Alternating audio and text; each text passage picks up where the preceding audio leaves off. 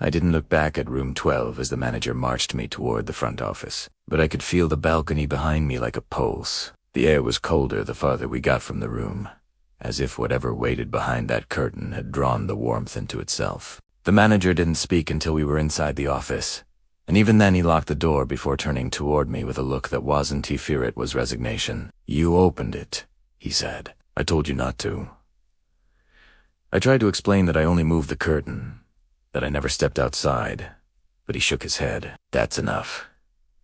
That's all it needs." He rubbed his forehead like a man sick of dealing with something he couldn't escape. Then he asked if I saw them. The silhouettes, the shapes inside the fog. When Primera not dead, he exhaled sharply and sat down behind the counter. "They don't show themselves to just anyone," he said. "Only two people they're already following." His voice was low, steady, and tired.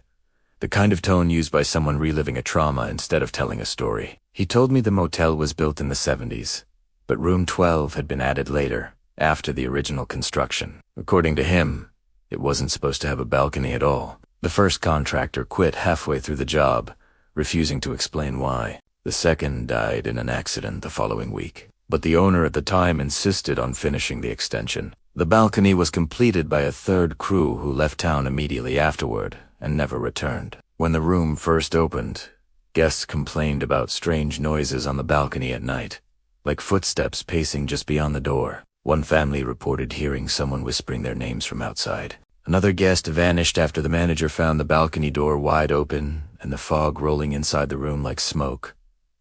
They never found him. I should have left the moment he finished speaking, but something in his voice made me ask the question I already feared the answer to. "What are they?" He stared past me at the window, facing the parking lot. "Not ghosts," he said. "Ghosts belong to here. These things don't. They don't move right. They don't sound right. They don't follow rules." He paused, then added, "They only appear to people who already crossed into their sides somehow." I didn't understand what that meant until I remembered how the balcony didn't face the same direction from inside. It didn't show the parking lot, just that endless fog-covered field. It was like a door to somewhere else, a place that didn't match the map of our world. Before I could respond, something rattled the office window, a quick, sharp vibration, like fingers tapping the glass from the wrong side. The manager's face drained of color. He pulled me away from the window and reached under the counter for a flashlight. "Not a weapon. A flashlight. We need to get you off the property," he said. "If you leave before they cross fully through, they might lose the scent." "The scent?" I asked, but he didn't elaborate. He guided me out a back door and across the lot toward my car, moving fast, but trying not to look like he was running. The moment I stepped outside, I felt the shift. The fog wasn't covering the field anymore. It was creeping toward the motel, swallowing the edges of the asphalt. The shapes inside it moved slowly, but they moved with purpose, and the longer I watched them, the more I realized they didn't walk.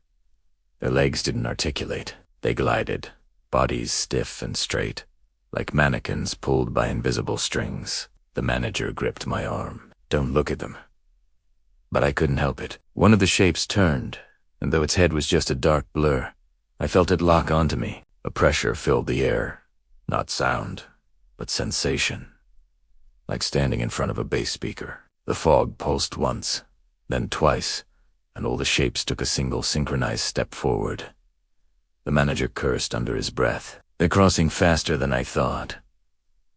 We reached my car just as the fog reached the first row of parking spots. My hands shook so badly I could barely hold the keys. The manager kept glancing over his shoulder, counting the silhouettes like he knew exactly how many there should be. When my engine finally turned over, he leaned into the window and said something that chilled me more than the fog. "Don't stop driving.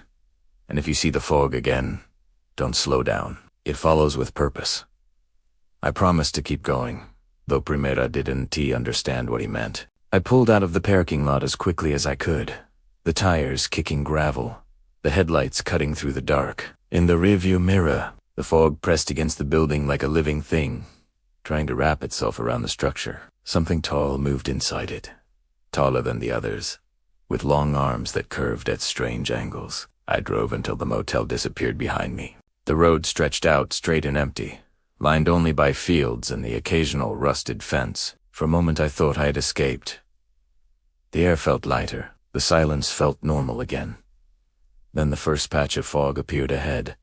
Not drifting, not forming. It was just there, exactly in the middle of the road, like it had been waiting for me the whole time. I slowed instinctively, remembering the manager's warning only when it was almost too late. The fog thickened, swirling unnaturally, and inside it something tall shifted toward the center, as if realizing I had seen it. My heart hammered against my ribs. I pressed the gas. The car lurched forward. The fog swallowed the vehicle for a heartbeat.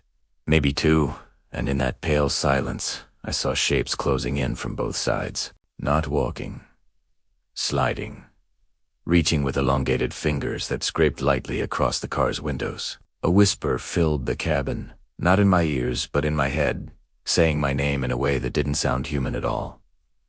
Then the fog broke. I shot out the other side of it like emerging from water. My lungs burned as if I had been holding my breath. The rearview mirror showed nothing but open road and darkness. I kept driving until the sun rose. I never went back. But every few nights, when the world outside turns still and the air feels heavier than it should, I hear that same whisper behind me. Not in my own, not in a dream. Right behind me, calling my name.